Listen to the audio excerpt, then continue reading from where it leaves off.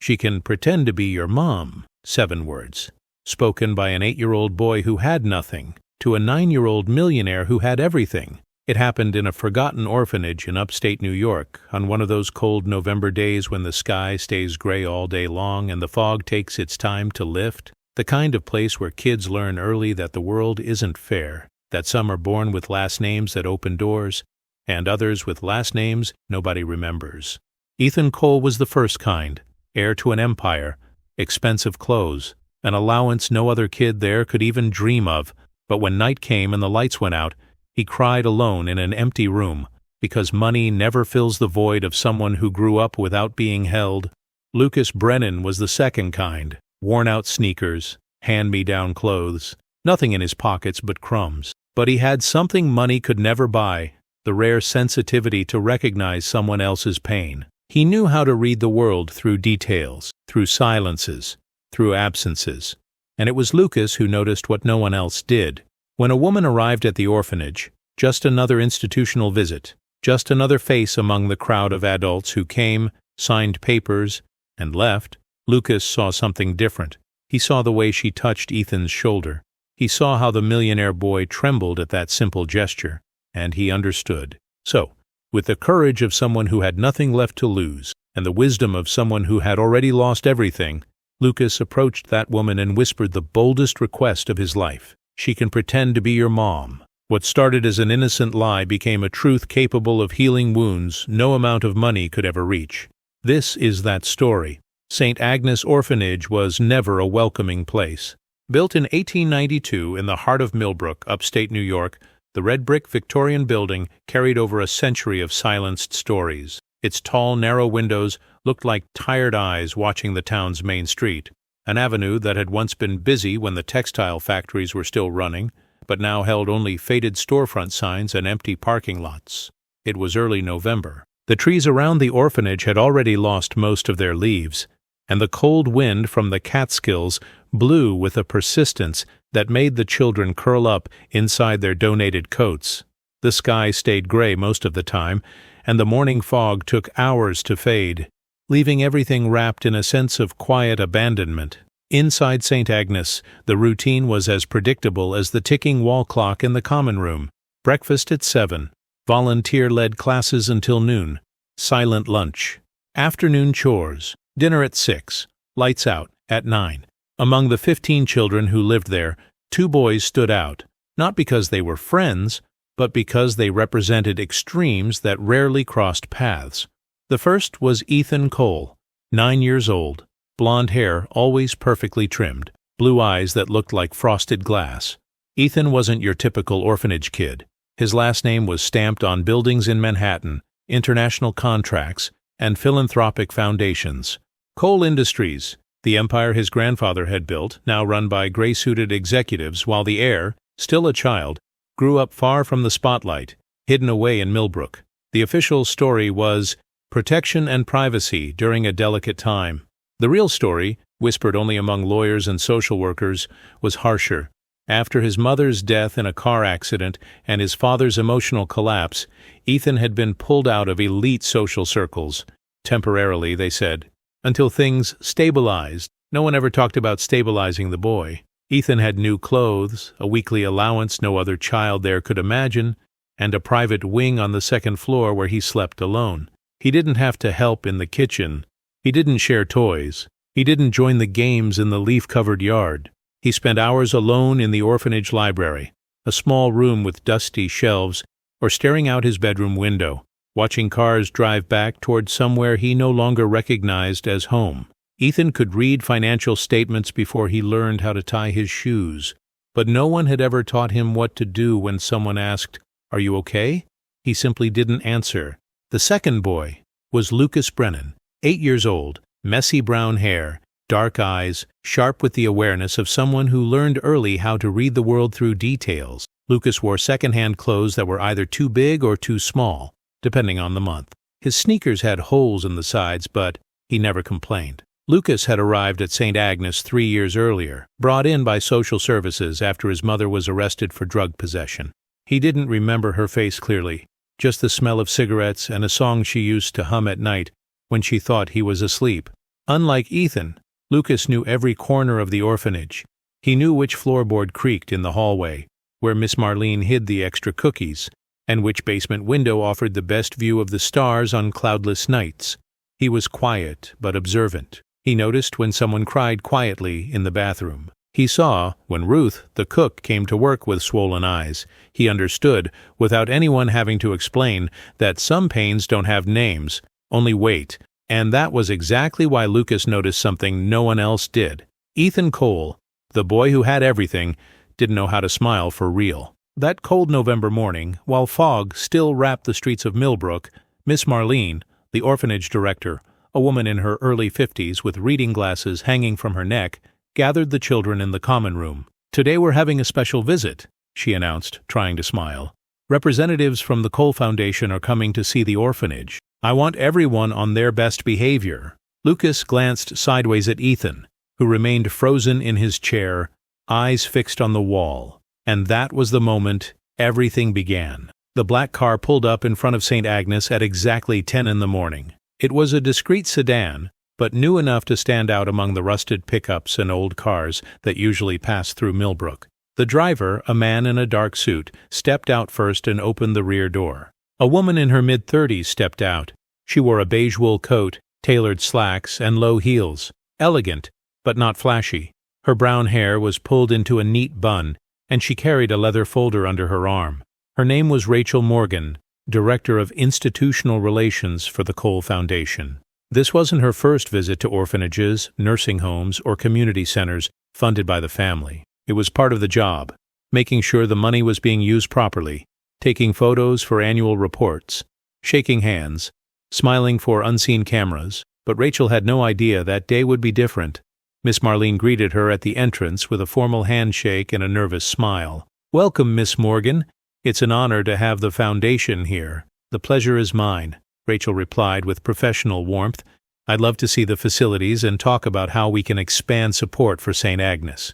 As they walked through the orphanage corridors, past the kitchen that smelled like vegetable soup, the improvised classroom with mismatched desks, and the inner courtyard carpeted with dry leaves, Rachel took mental notes. Everything worked, but everything felt tired. The walls needed paint. The windows let the cold in. The toys were few and worn. It was the kind of place that survived on the bare minimum. When they reached the common room, the children were seated in a semicircle, quiet and neatly arranged, just as Marlene had requested.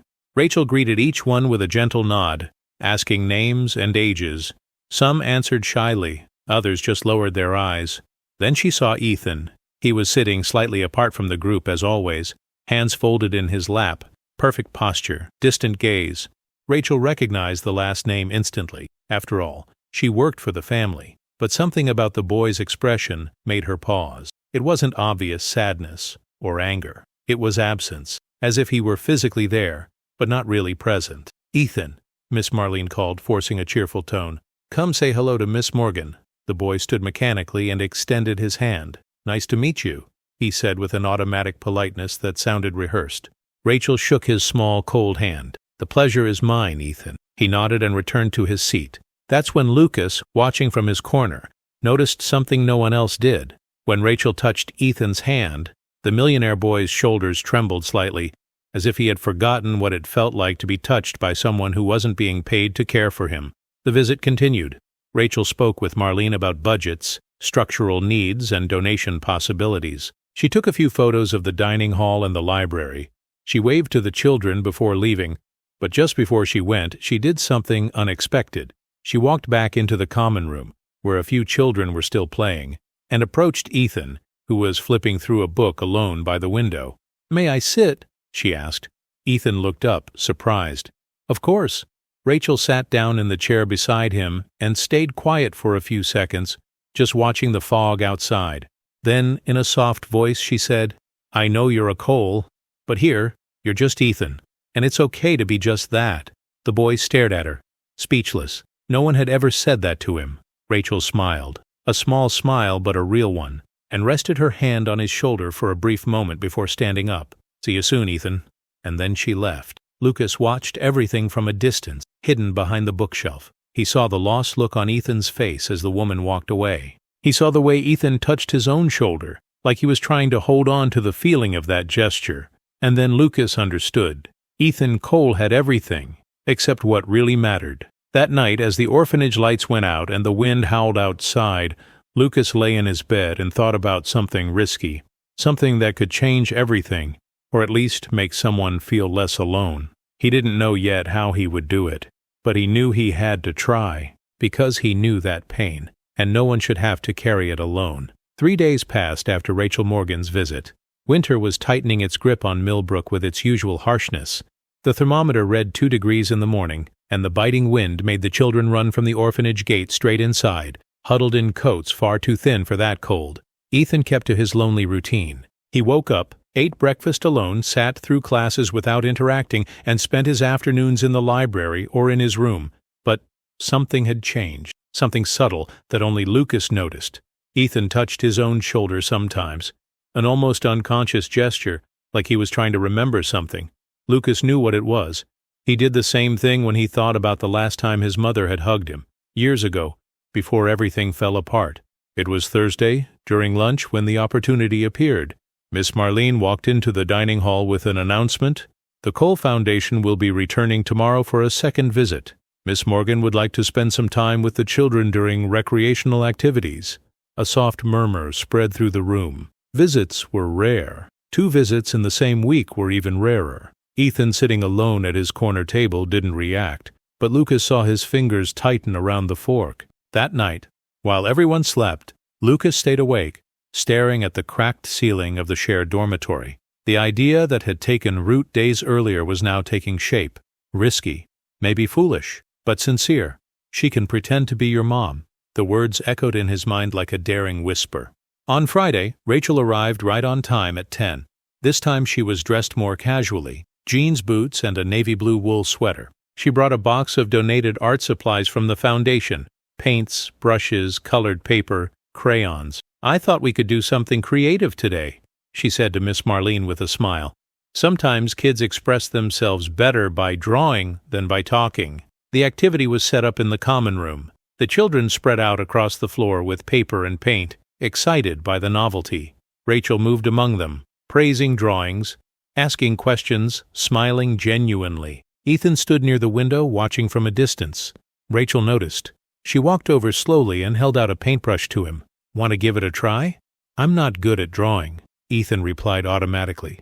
"No one here is being graded," Rachel said gently. "It's just for fun." For the first time, Ethan hesitated. Then he took the brush. Rachel sat down beside him on the floor, grabbed a sheet of paper, and started painting something abstract. Splashes of blue and orange that didn't form anything specific, but looked nice. Ethan watched her, curious. "What is it?" he asked. "I don't know yet," Rachel laughed. "Sometimes you start without knowing where you'll end up, and that's okay." Ethan dipped the brush into green paint and made a hesitant line on the paper, then another, and another. Rachel smiled. "It's coming out really nice." And that was the moment Lucas stepped forward. He had spent the last 20 minutes watching the interaction between the two of them, the way Ethan slowly relaxed around Rachel, how she seemed to create a safe space around him just by being there. Lucas took a deep breath. It was now or never. "Miss Morgan?" he called, his voice low but steady. Rachel looked up. "Hi, Lucas. Everything okay? Can I talk to you?" "In private?" Rachel blinked, surprised, but nodded. "Of course." They stepped a few feet away, near the bookshelf. Ethan kept painting, but his eyes followed Lucas discreetly. Lucas swallowed hard. His hands were sweating, but he knew he had to say it. "Could you pretend to be his mom, just for today?" Rachel fell silent, processing. "Ethan's?" Lucas nodded, his dark eyes shining with a seriousness that didn't match his age. He's never had that. No one holds his hand. No one asks if he slept well. No one looks at him the way a mom looks at her kid. Lucas's voice trembled. "I know what it's like. It hurts so much you stop feeling it. But when someone pretends, even if it's a lie, for a second the pain stops."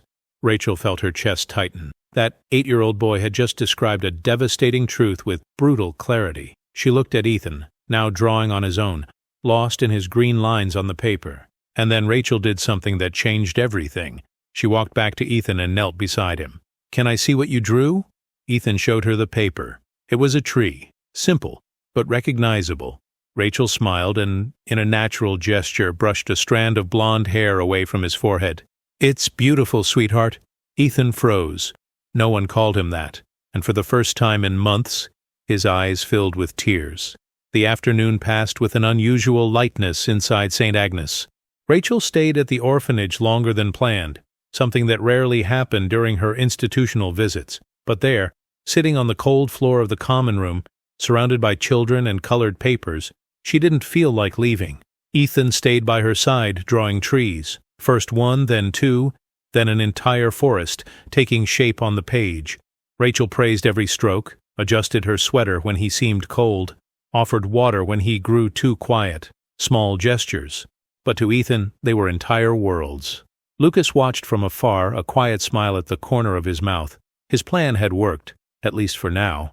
When the sun began to set, painting the Millbrook sky in orange tones that contrasted with the constant gray, Miss Marlene waved to Rachel. "Miss Morgan, it's getting late. Would you like a coffee before you go?" Rachel hesitated, looking at Ethan. The boy still held the paintbrush, but his eyes carried a silent fear. The fear that this would end. "Sure," Rachel replied, "but may I take Ethan with me? I promise I'll bring him back before dinner." Marlene blinked, surprised. One-on-one outings weren't standard procedure, but this was the Cole Foundation, and Ethan was, technically, under special guardianship. Of course. No problem. Rachel and Ethan walked to the small cafe on Millbrook's main street, a simple place with worn wooden tables and the comforting smell of fresh coffee and apple pie. The owner, a gray-haired woman named Betty, waved at them with a warm smile. "First time I've seen you with company, young lady," Betty said to Rachel, winking. "And who's this fine young gentleman?" "This is Ethan," Rachel replied, resting a hand on the boy's shoulder. "My special companion today." Ethan looked up, surprised. Rachel smiled at him. They sat near the window. Rachel ordered 2 hot chocolates and 2 slices of pie. When the mugs arrived, steaming and topped with whipped cream, Ethan wrapped both hands around his, as if trying to soak up every bit of warmth. "You like drawing?" Rachel asked, breaking the silence. Ethan shrugged. "I never really tried. No one ever paid attention to what I drew." Rachel felt her chest tighten again. "I did, and I thought it was beautiful." Ethan bit his lower lip, fighting something he couldn't name. Then, in a barely audible voice, he asked, "Why are you being nice to me?" The question caught Rachel off guard. She froze, mug suspended midair, and looked at that 9-year-old boy who seemed to carry the weight of an adult on his shoulders. "Because you deserve it," she replied, simple and honest. Ethan lowered his eyes. "My dad doesn't think so." Silence. Rachel slowly set her mug down on the table. "What do you mean?" "He hasn't come to see me, not once, since my mom died." His voice was flat, like he was stating a scientific fact. "The lawyers said he's busy, that he needs time, but it's been almost a year." Something broke inside Rachel. She knew the official story, the tragedy, the collapse, the need to protect the child, but she had never considered Ethan's perspective. A boy who lost his mother and, right after, lost his father too. Not to death, but to absence. "Ethan," Rachel said, her voice shaking, "what your father did is not your fault, and it says nothing about who you are." Ethan looked up, confused. "Sometimes," Rachel continued, "adults break, and when they do, they make bad choices. But that doesn't mean you're not loved. It just means they don't know how to love at that moment." She reached her hand across the table. Ethan looked at it for a long second. Then, slowly, he placed his small hand over hers, and in that moment, Rachel understood. She wasn't just pretending to help a lonely boy.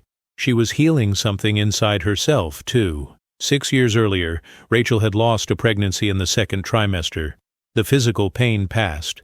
The emotional pain never really did. She threw herself into work, built a solid career, stayed busy, but she never let anyone fill that empty space.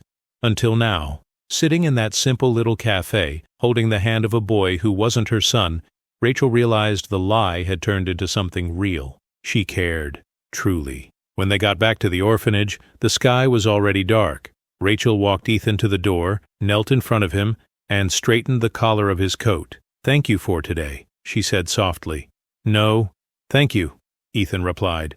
And then, hesitant, he asked, You're gonna come back?" Rachel smiled. "I will, I promise."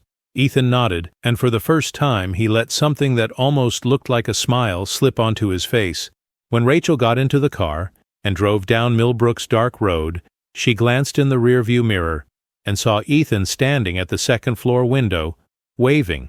She waved back, and she cried the entire way home. The next week brought a change in Millbrook's weather. The first snowfall of the season covered the town in a quiet, white blanket, turning the streets into postcard scenery. But inside St. Agnes, a different kind of storm was moving in. Rachel came back twice. On Tuesday, she brought new books for the library. On Thursday, she set up an improvised movie night with popcorn and hot chocolate. And on every visit, she spent special time with Ethan, talking, listening, simply being there. The boy changed in ways everyone could see. He smiled more, joined activities, even sat closer to the other kids during meals, something unthinkable just weeks earlier. Lucas watched it all with silent pride. His simple plan had created something bigger than he ever imagined. He'd seen Ethan laugh for the first time. He'd seen Rachel look at the boy with a tenderness that went way beyond any institutional protocol. But not everything that grows goes unnoticed. On Friday morning, a different car pulled up in front of the orphanage, not the discreet sedan that brought Rachel. A big black SUV, imposing, with tinted windows. Two men in suits stepped out. Coal Industries lawyers, along with a middle-aged woman with metal-framed glasses and a severe expression. Her name was Margaret Thornton, the Cole family's legal custody manager.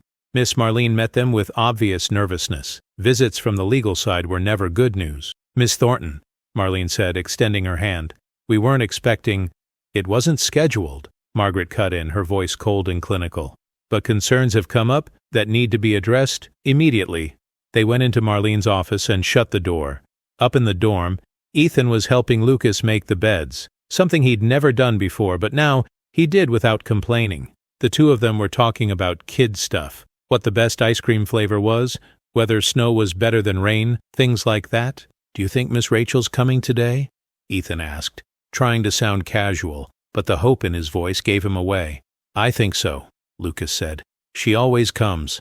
But before they could keep talking, Miss Marlene appeared in the doorway, her face pale.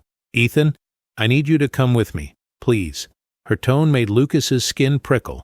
In the office, Ethan was placed in a chair in front of the desk. Margaret Thornton stared at him with an expression that tried to look kind, but sounded practiced. "Ethan, my name is Margaret. I work with your family's legal team." "I know who you are," Ethan said, his voice small. "Good. Then let's get straight to it. We've received reports that a Foundation employee, Miss Rachel Morgan, has been making frequent visits and forming an inappropriately close relationship with you." Ethan frowned. "Inappropriate?" "Too personal," one of the lawyers added. "That's not part of institutional protocol." "She's nice to me," Ethan said, his voice starting to shake. "There's nothing wrong with that." Margaret exhaled. "Ethan, we understand you enjoy her company. But Miss Morgan is creating expectations that can't be sustained. She is not your mother. She is not your family. She's just an employee." The words hit Ethan like stones. "She cares about me," he insisted, his eyes filling. "She's doing her job," Margaret said coolly. "And now that job is over, Miss Morgan's visits to St. Agnes have been suspended indefinitely." "No!" Ethan jumped up so fast the chair scraped the floor. "You can't do that." "We can, and we did," Margaret said, snapping her folder shut. "It's for your own good, Ethan. You need to understand your place, and she needs to understand hers." That afternoon, when Rachel arrived at the orphanage with a bag of origami supplies she'd bought especially to teach the kids, Margaret Thornton stopped her at the entrance. "Miss Morgan, we need to talk." 5 minutes later, Rachel was sitting in her car, hands trembling on the steering wheel, a suspension letter on the passenger seat. Inappropriate emotional involvement, violation of protocol, immediate removal. She looked up at the second-floor window, where she knew Ethan would be, and she saw him there, face pressed to the glass, eyes red. Rachel got out of the car and ran to the gate, but security blocked her. "Ethan!" she yelled. The boy pounded on the window with his hands, panicked, "Rachel!" But security was already pushing her back toward the car. "I'm sorry, ma'am, orders." Rachel got into the car, tears streaming down her face, and drove away. In the window, Ethan crumpled to the floor, sobbing, and Lucas, hidden in the hallway, saw everything. and he understood that sometimes the world breaks good things, just because it can. 2 weeks passed, 2 weeks that felt like years inside St. Agnes. Ethan had gone back to how he was before, maybe worse. He didn't draw anymore, didn't talk, barely ate. He spent hours staring out the window, waiting for a car that never came. Lucas tried to get close a few times, but Ethan pushed him away with a sharp, cutting silence. The boy's pain was so real it hurt anyone who got near it. The snow kept falling over Millbrook, covering everything in a deceptive kind of purity. Christmas was coming, but inside the orphanage there wasn't much Christmas spirit, just the same cold routine, until something happened on Christmas Eve. It was mid-afternoon when Miss Marlene got a call. She answered, frowning, and her expression completely changed as she listened. "Yes, I understand. All right, you can come." When she hung up, she stood there for a long moment, processing. Then she called Lucas over as he passed in the hallway. "Lucas, I need you to do something for me." "Of course, Miss Marlene. Go to Ethan's room and ask him to come downstairs. Tell him there's a visitor waiting." Lucas's heart started pounding. "Miss Rachel?" Marlene only smiled. "Go." Lucas ran up the stairs and knocked on Ethan's door. "Go away, Lucas." Ethan's muffled voice came from inside. "Ethan, you have to come down. Someone's here for you." "I don't want to see anybody." Lucas took a deep breath. "It's her." Silence. Then the door flew open. Ethan's eyes were red and swollen, his hair a mess. "Don't lie to me," he said, voice breaking. "I'm not. She's back." Ethan went down the stairs like he was floating. His heart was beating so hard he could barely breathe. When he reached the reception room, he saw Rachel standing near the window, watching the snow outside. She wore the same beige coat from the first day, but there was something different about her, something firm, determined. When she heard footsteps, Rachel turned, and the two of them just stared at each other. "Hi, Ethan," she said softly. You came back," Ethan whispered, like he didn't dare believe it. "I did. And I'm not leaving again." Ethan ran to her and hugged her so hard he almost knocked her over. Rachel held him, burying her face in the boy's blonde hair, and let her tears fall freely. "I'm so sorry," she whispered. "I'm so sorry I let them pull me away from you. I thought you forgot me," Ethan sobbed. "Never, never, sweetheart." They sat down on the couch in the reception room. Rachel held Ethan's hands between hers like she was afraid he'd disappear. "What happened?" Ethan asked. "They said you couldn't come back." Rachel took a slow breath. "I quit the foundation." Ethan's eyes went wide. "What?" "I couldn't work for people who wouldn't let me take care of someone I love." Rachel squeezed his hands. "So I made a decision. I started an adoption process." The world stopped. Ethan stared at her, stunned. "Adoption? You want to adopt me?" "If you want that," Rachel said, eyes full of tears, "I know I can't replace your mom. I know things are complicated with your family, but I want to try. I want to be someone you can trust, someone who's here, always." Ethan couldn't speak. He just nodded hard, tears running down his face. Rachel pulled him into another hug, and this time neither of them tried to hide the crying. In the doorway, Lucas watched it all with a huge smile. Miss Marlene stood beside him, dabbing her own eyes with a tissue. "You did this?" Marlene whispered to Lucas. "You planted that seed." Lucas shook his head. "I just asked. They did the rest." The months that followed weren't easy. There were legal battles, negotiations, endless paperwork. The Cole family resisted at first, but when Ethan himself said in court that he wanted to stay with Rachel, something shifted. Maybe it was the clarity in the boy's voice. Maybe it was the fact that, for the first time, someone actually asked what he wanted. In April, the adoption was approved. Rachel and Ethan moved into a small house on the outskirts of Millbrook. Nothing fancy but warm and welcoming. It had a backyard where Ethan planted a tree, inspired by the drawings he had made months earlier. And in those first weeks, every night before going to sleep, Ethan would ask, "You're gonna be here tomorrow?" And Rachel would always answer, "Always." Until one day, he stopped asking, because he finally believed it. At St. Agnes, life went on. Lucas still lived there, helping the younger kids, watching the world with his attentive eyes. But now, he kept a photo on his bedside table.